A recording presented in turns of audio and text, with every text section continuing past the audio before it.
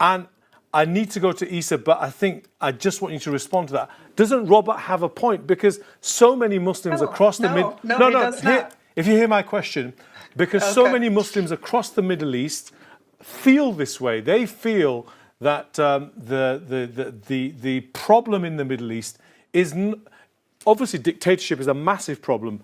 Gulf monarchies, monarchism itself is a massive problem. But the biggest problem has been Western interference in the Middle East, more lately with the creation of the State of Israel. What do you say to that particular charge? Okay, well, let's look at the Syrian uprising. When the Syrians were rising up against Assad, it was peaceful at first. And many actors came in after Assad fired on his own people. No, we were not the first. The Jordanians were in there. There were plenty of Muslims coming in, jihadists from all over the world. Jihadists from all over the world came. I've interviewed these people myself, and they told me why they went. And Robert has got a point there, because the Jordanians were inside Syria. The UAE funded a lot of the groups which Robert alluded to. It's alleged, and also so did Saudi Arabia. The only one that can possibly say, well, we chose which jihadists we were going to back, which had a modicum of sanity, was Turkey, because they only backed the current leader, HTS and Jolani. The rest were all backing the most extreme of the extreme, because it tied in with what Bashar al-Assad did when the revolution started. He freed the most extreme of the extreme to go out and cause as much mayhem as possible. And it was only possible for them to then group and cause even more mayhem because of the backing of America's allies. And that's a charge which a lot of people say is undoubted. But Syria did not self-destruct because of the U.S. Syria self-destructed because Assad tried to quell the Arab Spring, and thank God, 10 years later, finally, the people are free of him. But that wasn't due to the U.S. And all these uprisings during the Arab Spring were people that wanted their freedom and their self-determination. And Western powers support that. Sorry, Robert, they do support that. Okay. And we did our best to support. We made a mistake. We equipped the Free Syrian Army, and I talked to plenty of ISIS people who said for a pack of cigarettes, I got the gun that the U.S. gave to the Free Syrian Army guy, gave it to me, because he didn't really care. And so we didn't back the best people, but we sure tried. And I totally agree with you that Daesh it was the ugliest they claimed that they were the true Islam, and they fooled a lot of people. I mean, 40,000 people went to Syria believing this false claim of a caliphate and a caliph, and the need to take Hijra. And I'm just gonna ask you to pause your views there. Issa, do you want to come in now? My apologies. Thank you for being so patient. The West only wants what's best for the people of the Middle East.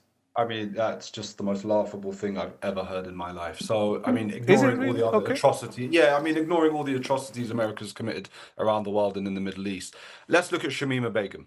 How did Shamima Begum get there? She was smart. She was trafficked there by Western intelligence agencies. So this notion that the West, we just wanted freedom.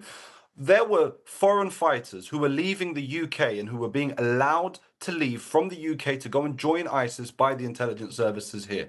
The United States was arming 21 out of 28 of the armed groups who were part of the coalition, the initial opposition coalition. Just to add to that as well, all of these groups who came together, whatever their ideological bent was, were being funded or supported by Western intelligence agencies. And the idea that Israel is not the main enemy of the Muslims of the world, and with all due respect, and for you to come and tell us as Muslims who we consider to be the enemies of us, I'll tell you who we consider the enemies of us, and you are I believe, the director of a think tank at Georgetown University, or you were, going by your Wikipedia. Have you done any studies into all of these Israeli fanatics returning back, having fought in the IDF, having committed a genocide in Gaza, who are laughing and saying that they kill Amalek and they've been killing women and children. It's all over their social media. This is who the Muslim world sees as its main enemy, because these are the people who are taking part in the colonial project, killing women and children, and being given free rein to return back to Western countries and to go on holiday everywhere. And anyone who protests against them gets arrested or gets cracked down on. So, with the utmost of respect, I would suggest that maybe your think tank could put some good work into seeing who these Israeli extremists are.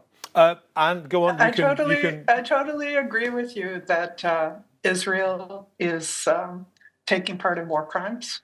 All these, is it 30,000, 60,000? The numbers vary. Civilians killed in Gaza. It's disgusting. Yeah. It's disgusting, and it needs to stop. And there are extremists among the Israelis. There always have been. I went all through Gaza and through the West Bank, and I remember crossing the checkpoint in Nablus with the settlers coming and saying, "Oh, you want to see animals walking on their two hind legs?" And it's just disgusted. So yes, there's people like that, but and they're returning to the West. They're being given the freedom. But does that mean that the West is the enemy of Islam? No, that means that there are extremists in Israel. Netanyahu is a terrible leader. He's trying to keep himself out of jail, and he'll probably do anything to stay in power. And there is the question as to why the West backs Israel. I mean, this week, the foreign secretary in this country refused to condemn Israel taking yet more Syrian territory, taking Mount Hermon, going what some say was within 20 kilometers of Damascus, bombing 480 military sites so that the new Syrian government would have no military assets. I mean, isn't that the extremism which the West should concern themselves about and try not to, as Robert would say, lecture the West lecture the Muslim world in terms of what values it should hold? Those are the views that would come from the counter-argument. Robert, do you want to add something to that before Anne answers everything? I don't want this to be... Yeah, sure. I think basically, the Syrians need to decide what they want for Syria, obviously. But the fact is that there are many in the West which are onlooking now saying, well, we don't want them to establish Sharia or some kind of Islamic emirate, for example. Well, the fact of the matter is that Islam and Islamic rule is not the issue here. It's not the issue for Syrians. It's not the issue for the Muslim world. It's about, are these guys that are taking over Syria, are they compromised by Western intelligence, for example? Are they going to normalize with Israel? Or are they part of some kind of partition plan of Syria? Or are they actually going to rule justly and take care of the Syrian people and make that a strong Arab Muslim Islamic country as it has been traditionally, and help to, kind of bring self-rule back to Syria? That's the question on people's minds, and we wait to see how things will turn out in that sense.